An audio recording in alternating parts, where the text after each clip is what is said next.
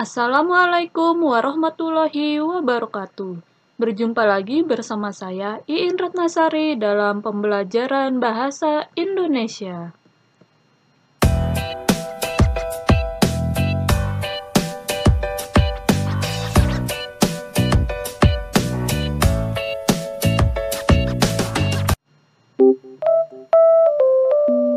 Di materi sebelumnya saya sudah membahas cerita fabel mengenai pengertian, ciri-ciri, dan struktur.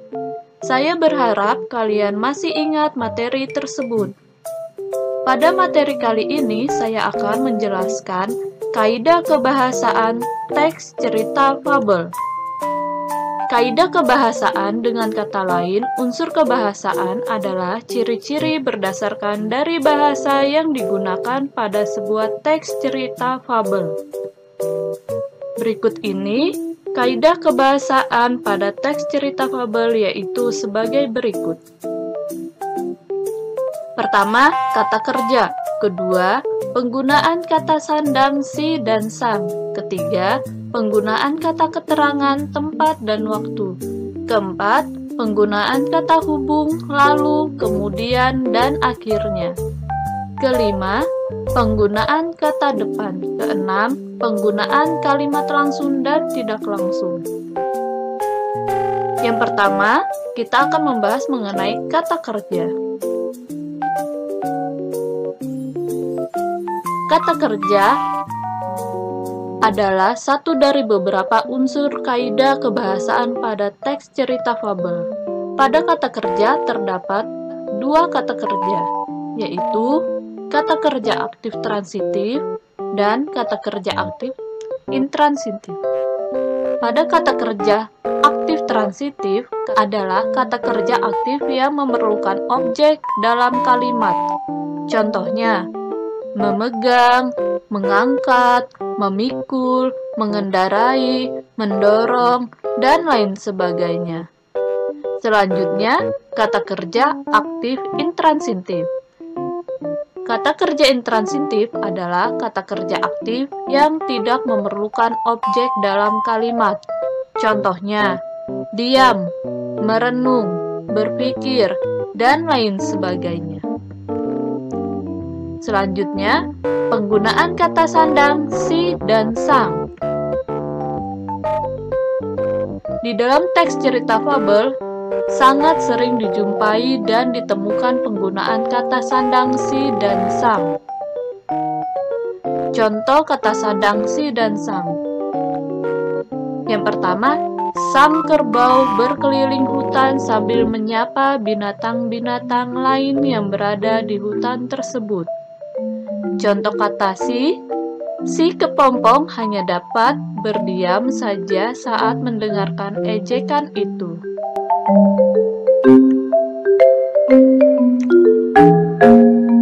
Berdasarkan contoh di atas, maka kaidah pada penulisan si dan sang, yakni secara terpisah dengan kata-kata yang mengikuti ataupun kata-kata yang diikuti serta ditulis dengan menggunakan huruf kecil. Setelah kalian menyimak dan memperhatikan contoh seperti yang telah dijelaskan di atas, maka coba kalian membedakan dengan beberapa contoh berikut ini. Yang pertama, mengapa si kecil menjadi sangat pemalu? Tanya ayah. Yang kedua orang tua itu, si kecil dan si kancil adalah orang yang terpandang di kampungnya. Perhatikan pada kata kecil di dalam kalimat nomor 1. Di atas yang dituliskan dengan menggunakan huruf kecil saja. Hal tersebut dikarenakan bukan sebuah nama. Dan kemudian perhatikan pada kalimat kedua dalam kata kecil dan kancil yang dituliskan dengan menggunakan huruf kapital besar. Hal tersebut dikarenakan guna sebagai sebuah panggilan dan atau dengan kata lain disebut juga nama julukan. Selanjutnya, penggunaan kata keterangan tempat dan waktu. Untuk menghidupkan suasana pada teks cerita fabel, biasanya selalu menggunakan kata keterangan tempat dan juga kata keterangan waktu. Pada keterangan tempat sering menggunakan kata depan di, dan pada keterangan waktu sering menggunakan kata depan pada, informasi, waktu, dan lain-lain. Contoh, penggunaan kata depan di. Diceritakan pada suatu malam yang gelap gulita, ada seekor harimau berburu di hutan. Contoh penggunaan kata depan pada. Pada suatu malam, sang harimau kembali berburu ke hutan tersebut.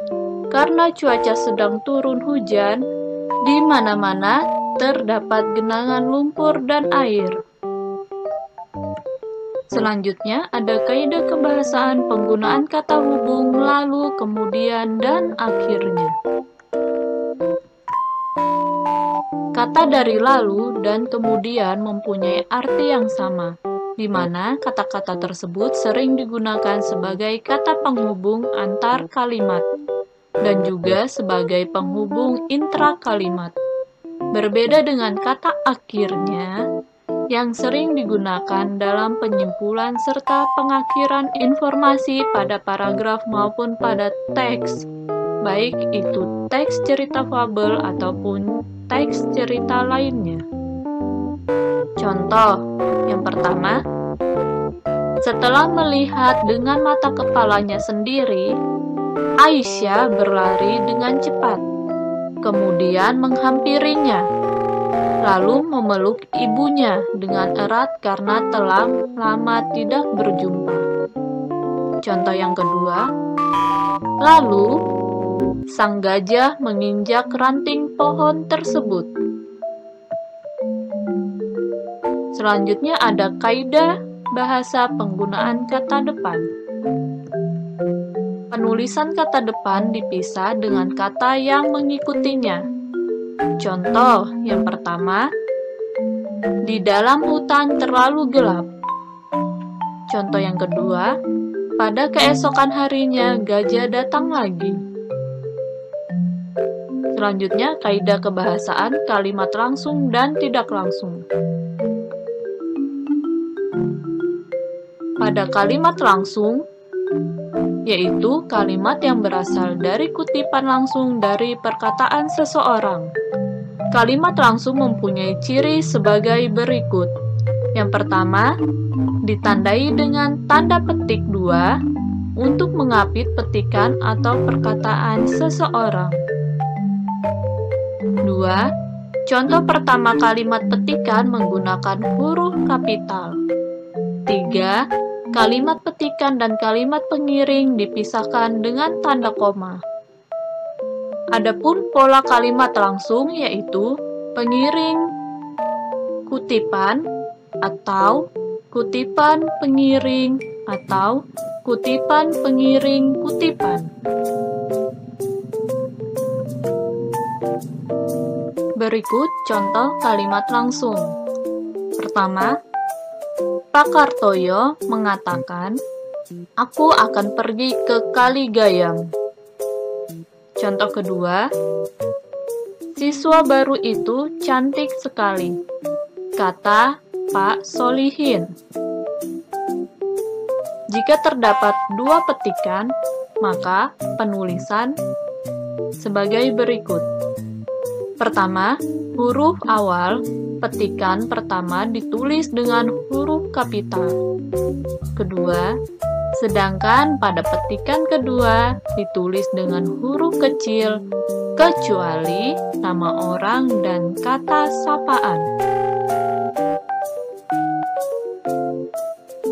Contoh, terdapat dua petikan. Minta izin saja sama Bu Ida, kata Mbak Indah.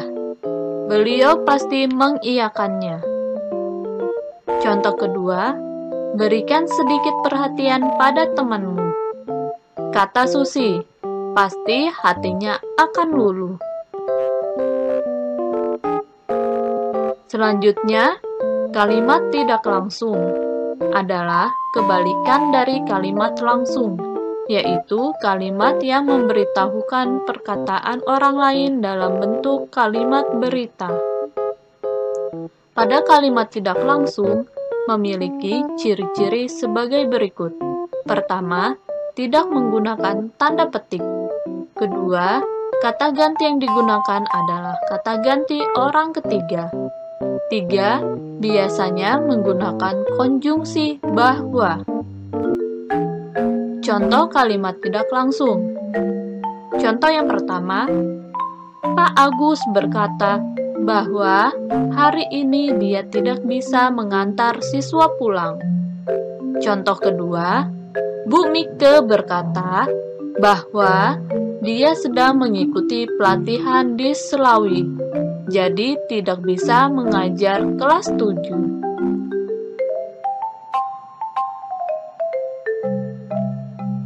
Ya, itu tadi pemaparan materi kaidah kebahasaan teks cerita fabel.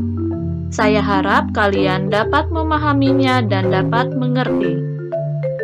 Untuk itu, sebelum saya mengakhiri materi kali ini, ada baiknya kalian mencatat materi tersebut yang telah kalian simak dan mengerjakan soal berikut ini.